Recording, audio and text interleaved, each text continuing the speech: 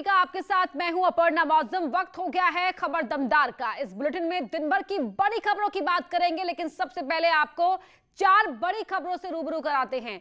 आज UP board के छात्रों के लिए राहत भरी खबर सामने आई है। यूपी सरकार ने छात्रों के स्वास्थ्य और सुरक्षा को देखते हुए यूपी बोर्ड की 12वीं की परीक्षा रद्द करने का फैसला लिया है। इस फैसले से बहुत से छात्रों ने राहत की सांस ली है। इससे पहले सीबीएसई और आईसीएसई बोर्ड ने भी परीक्षाएं रद्द कर दी हैं, तो वहीं दूसरा बड़ा फैसला सरकार ने लोगों के स्वास्थ्य को देखते हुए लिया है।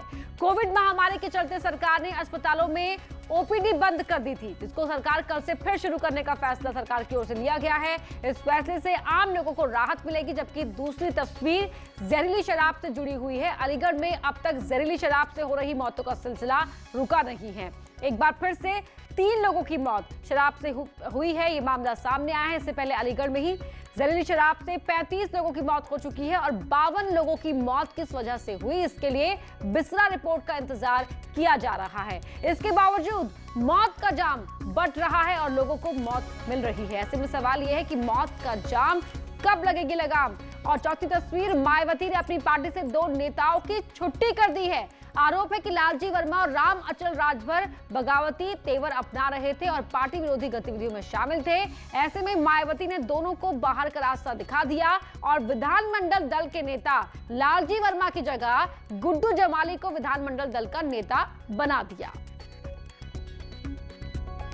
पहले बात करते हैं मायावती के ही एक्शन की। बहुजन समाज पार्टी के अध्यक्ष मायावती ने अपनी पार्टी से 2 कद्दावर नेताओं को बाहर कर दिया है। आरोप है कि दोनों ही नेता पार्टी विरोधी गतिविधि में शामिल थे। इसलिए मायावती ने दोनों नेताओं को पार्टी से निकालने का फैसला किया। 3 तस्वीरें आप देख रहे हैं। मायावती का लिखा हुआ ये वो लेटर है जिसमें दोनों ही नेताओं को पार्टी विरोधी गतिविधि में शामिल होने के आरोप में निकालने की बात लिखी हुई है, जिस पर मायावती ने फैसला लिया है।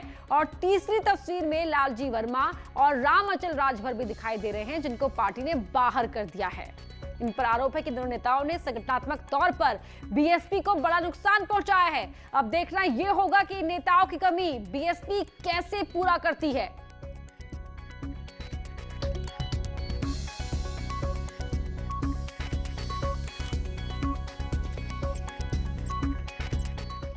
वैसे इस कार्रवाई के पीछे माना जा रहा है कि दोनों ही नेता पार्टी विरोधी गतिविधियों में शामिल थे, जिसको देखते हुए मायावती ने दोनों नेताओं को पार्टी से बाहर कर दिया है। सूत्रों के हवाले से खबर है कि पिछले कई दिनों से राम अचल राजभर और लालजी वर्मा समाजवादी पार्टी के नेताओं से मुलाकात कर रहे थे और दोनों ही नेता अखिलेश यादव से भी मिलने की जुगत में लगे हुए थे। इसकी भनक मायावती को लग गई, जिसके बाद मायावती ने दोनों ही नेताओं को पंचायत चुनाव के दौरान अपनी पार्टी के उम्मीदवारों की जगह दूसरी पार्टी के नेताओं को समर्थन देने का आरोप लगाकर पार्टी से बाहर कर दिया। राम अचल राजभर बीएसपी के बड़े नेताओं में अब तक शामिल थे। माना जाता है कि मायावती उन पर इसलिए भी ज्यादा भरोसा करती थी क्योंकि इन्होंने बीएसपी से ही राजनीति की शुरुआत की। साल 2007 में पहली बार अकबरपुर विधानसभा से बीएसपी से विधायक चुने गए और मायावती सरकार में परिवहन मंत्रालय की जिम्मेदारी संभाली, क्योंकि मायावती को भरोसा था कि पूर्वांचल बेल्ट में ओबीसी वोट बैंक को साधने का काम करेंगे।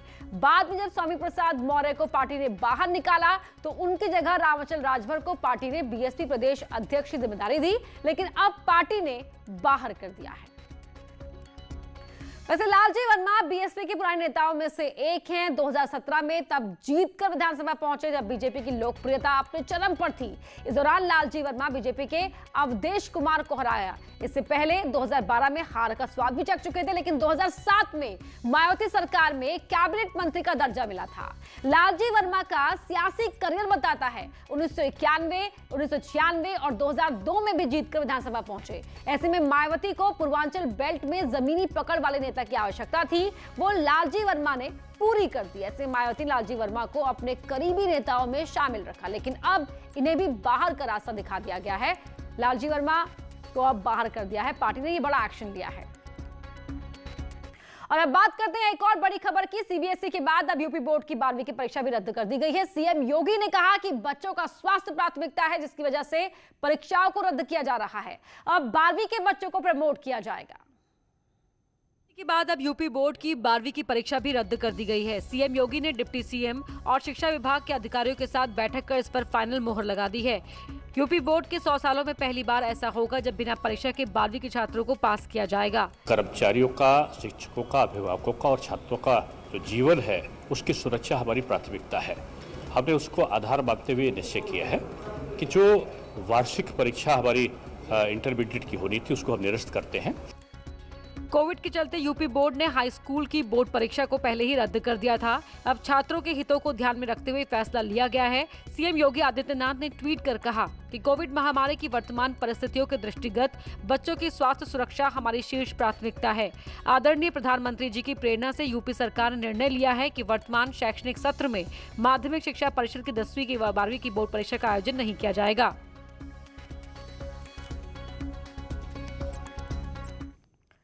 सीएम योगी आदित्यनाथ ने आज निकाय प्रतिनिधियों से वर्चुअली संवाद किया। सीएम ने कोविड कंट्रोल पर चर्चा की और निकायों से एकजुट होकर काम करने को कहा।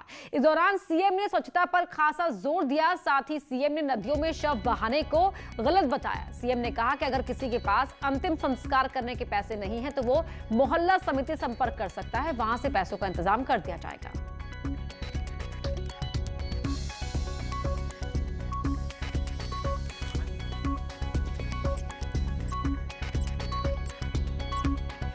बीच में आपने देखा होगा तमाम लोग, अगर उनके परिवार का कोई सदस्य की दुखद मौत हो गई तो उनका अंतिम संस्कार करने की बजाय बॉडी को, मृत शरीर को नदी में प्रवाहित कर देते थे।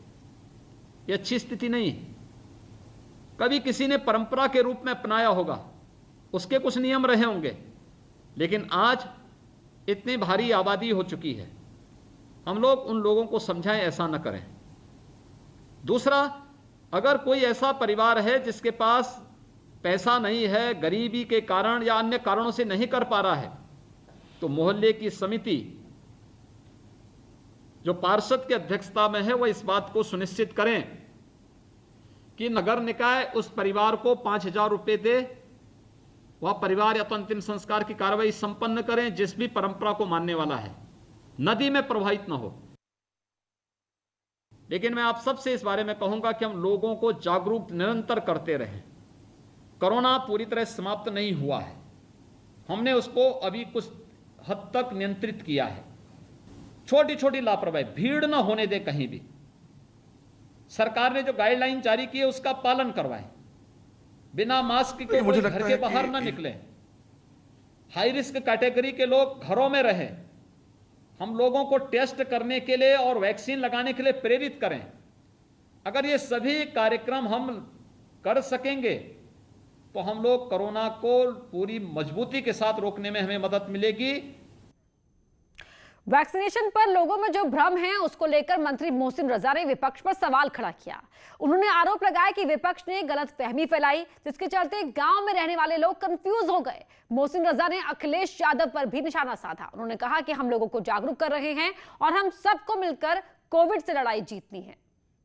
देखिए, मुझे लगता है कि जो पहले भ्रम फैलाया गया, थोड़ा सा इसमें राजनीति की बात नहीं थी। विपक्ष ने थोड़ा सा उस वक्त राजनीतिक रोल प्ले किया और नकारात्मक बातें कर दी, जिसकी वजह से जो गांव में लोग थे इतना उनको नॉलेज नहीं होती है, तो उनमें एक भ्रम की स्थिति जरूर है। लेकिन आपने देखा सरकार लगातार लोगों को वैक्सीन के लिए जागरूक कर रही है, लेकिन कुछ लोग अभी भी वैक्सीन से डरे हुए हैं। मथुरा में 20,000 की आबादी वाले गांव में लोग वैक्सीन लेने को तैयार नहीं हैं। सीएमओ, पार्षद और नोडल अधिकारी के समझाने के बाद भी गांव में सिर्फ 20 लोगों ने कोरोना का टीका लगवाया है। मथुरा के नई बस्ती इलाके और आसपास के इलाकों में वैक्सीनेशन के लिए स्वास्थ्य विभाग को कड़ी मशक्कत करनी पड़ रही है। तमाम जागरूकता के बाद भी यहां लोग वैक्सीन लगाने से कतरा रहे हैं। सीएमओ, कोविड-19 प्रभारी और नोडल अधिकारी खुद जाकर इलाके के पार्षद और लोगों को समझा रहे हैं। उसके बाद भी करीब 20,000 की आबादी वाले इस इलाके में 20 लोगों को ही वैक्सीन लग पाई है। देखिए, हमारा एक कैंप लगा था, वहाँ चूँकि काफ़ी जो अनएजुकेटेड लोग हैं और उनको काफ़ी समय लग रहा है समझाने में, लेकिन हमारे प्रयास हमारा सफल भी हुआ और उस दिन हम 20 लोगों को वैक्सीनेशन भी करा पाए। डॉक्टर, अगर माना जाए कि 20,000 की आबादी में 20 लोग वैक्सीनेशन कराएंगे तो क्या कोरोना? देखिए, फिर हम लगातार सेशन लगा रहे हैं उस क्षेत्र में। अब हमारा लगना शुरू हो गया तो मोटिवेशन कर रहे हैं, लोगों को समझा रहे हैं और उससे प्रेरित होकर लोगों ने लगवाना शुरू भी किया है। हालांकि अब लोग वैक्सीनेशन के लिए तैयार हो रहे हैं, लेकिन जानकारी के मुताबिक मुस्लिम बहुल इलाका होने की वजह से लोगों का कुछ राजनीतिकरण भी हो रहा है, जिसकी वजह से लोग यहां वैक्सीन लगवाने से कतरा रहे हैं। कानपुर में हिरासत से हिस्ट्री शीटर को छुड़ाने के मामले में बीजेपी ने आरोपी नेता को पद से हटा दिया है। पुलिस ने एक आरोपी को अरेस्ट भी कर लिया है। इस केस से जुड़ी 3 तस्वीरें आपको दिखा रहे हैं। पहली तस्वीर आरोपियों की है। पुलिस ने 11 आरोपियों की तस्वीरें जारी की, जिनमें से 7 की पहचान हो गई। दूसरी तस्वीर उस वक्त की है जब बीजेपी नेता ने पुलिस की गिरफ्त से हिस्ट्री शीटर को छुड़ाया। तीसरी तस्वीर में आप देख सकते हैं कि पार्टी ने आरोपी बीजेपी नेता नारायण सिंह भदौरिया को कानपुर महानगर दक्षिण के जिला मंत्री के पद से हटा दिया है और पूरे मामले की जांच के लिए 3 सदस्यों की एक कमेटी बनाई है। वहीं पुलिस कमिश्नर असीम अरुण ने कहा कि इस मामले में दोषियों पर सख्त कार्रवाई की जाएगी।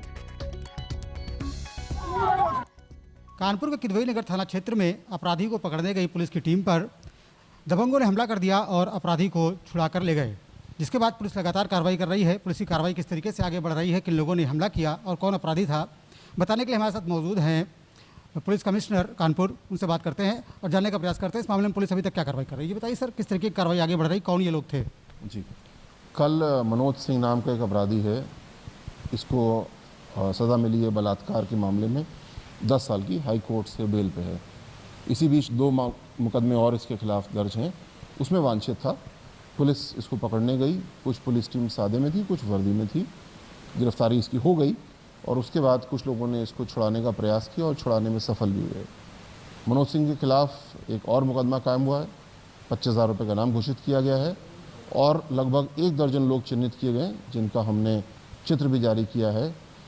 उनको गिरफ्तार किया जा रहा है। एक गिरफ्तारी रात में हो गई है और 7 टीमें हमने बनाई हैं जो लगातार दबिश दे रही हैं और मुझे पूरा विश्वास है कि इन सब की हम गिरफ्तारी भी करेंगे और दोबारा कोई ऐसा ना कर पाए, ऐसा संदेश आएगा। पुलिस कमिश्नर कानपुर का साफ तौर पर कहना है कि जो भी अपराधी हैं उनके ऊपर सख्त कार्रवाई की जाएगी। वो किस राजनीतिक दल से हैं, उनकी पृष्ठभूमि क्या है, इससे कोई फर्क नहीं पड़ता। श्याम तिवारी, न्यूज़ 18 उत्तर प्रदेश, कानपुर। बीजेपी और विपक्ष में जुबानी जंग भी शुरू हो गई है। बीजेपी ने जांच के बाद आरोपी नेता के खिलाफ कार्रवाई की बात कही, तो वहीं गुंडा राज चल रहा है। उनका जो दायित्व है उनका, तो उनको उस दायित्व से सदस्य एक टीम बना दी गई है जो कि पूरे घटनाक्रम की जांच करेगी। लेकिन जो ऑथेंटिक पूरी जब जांच होगी तो पूरा घटनाक्रम क्रमबद्ध तरीके से आएगा। तो जैसे ही घटनाक्रम आएगा तो उस रिपोर्ट को हम क्षेत्र प्रदेश को भेज देंगे, संगठन को भेज देंगे। उत्तर प्रदेश के अंदर में भू माफिया राज, शराब माफिया राज, कालाबाजारी राज और भारतीय जनता पार्टी के नेताओं का गुंडा राज चल रहा है, जंगल राज चल रहा है। कानपुर के अंदर में नारायण सिंह भारतीय जनता पार्टी के महामंत्री पार्टी देते हैं, उस पार्टी में मनोज सिंह का नाम का हिस्ट्री शीटर आता है, उसके बाद पुलिस पकड़ने आती है उसको, तो भारतीय जनता पार्टी के नेता के समर्थक मिलके सब उसको पुलिस को, इसके मतलब उत्तर प्रदेश के अंदर में कानून। बीएसपी की एमपी डॉक्टर शफीकुर रहमान बर्ग के विवादित बयान के बाद उनका विरोध शुरू हो गया है। बीजेपी ने जहां इस बयान की निंदा की है, तो वहीं कांग्रेस ने एसपी पर बीजेपी की बी टीम होने कार पर हमला बोला है। अत्यंत निंदनीय है। दरअसल यह सारी कवायद समाजवादी पार्टी की तरफ से इसलिए की जा रही है कि उत्तर प्रदेश की जनता ने 2014, 17 और 19 में उनकी जातिवादी तुष्टीकरण की राजनीति को समाप्त कर दिया है। सबका साथ सबका विकास और सर्व समाज के वोट के माध्यम से बनी केंद्र में मोदी जी, उत्तर प्रदेश में योगी आदित्यनाथ जी की सरकार ने जिस प्रकार से समाज के अंतिम व्यक्ति के विकास के लक्ष्य को लेकर बिना किसी भेदभाव के काम किया है, उससे इनकी जमीन दरक चुकी है और उसी लिए एक योजनाबद्ध तरीके से इस प्रकार के बयान दिए जा रहे हैं। सांसद हैं, पार्लियामेंट के मेंबर हैं, उन्हें FIR करानी चाहिए, मगर समाजवादी पार्टी जिस तरीके से भारतीय जनता पार्टी की बी की तरह काम कर रही है, लगातार आप देखने को आ रहे हैं जिस तरह के आरोप प्रत्यारोप का दौर शुरू हो गया है, चूंकि उत्तर प्रदेश में चुनाव नज़दीक हो गया है। आज मुद्दों पर चर्चा क्यों नहीं हो रही है? जिस तरह से महामारी फैल रही है, आज उस पर बात क्यों नहीं हो रही है? ये सच है, जब से उत्तर प्रदेश में भारतीय जनता पार्टी की सरकार आई है, यहाँ महिलाओं पे अत्याचार बढ़ा है, बच्चियों पे अत्याचार बढ़ा है। यहाँ पे कानून व्यवस्था पूरी तरह ध्वस्त हो गई है। कभी गुंडे जनता को मार देते, कभी जनता गुंडे को मार देती, कभी पुलिस गुंडे को मारती है, कभी गुंडे पुलिस को मार देते हैं। सोचिए हालत उत्तर प्रदेश के अंदर में है। यहाँ रुक रहे एक छोटे से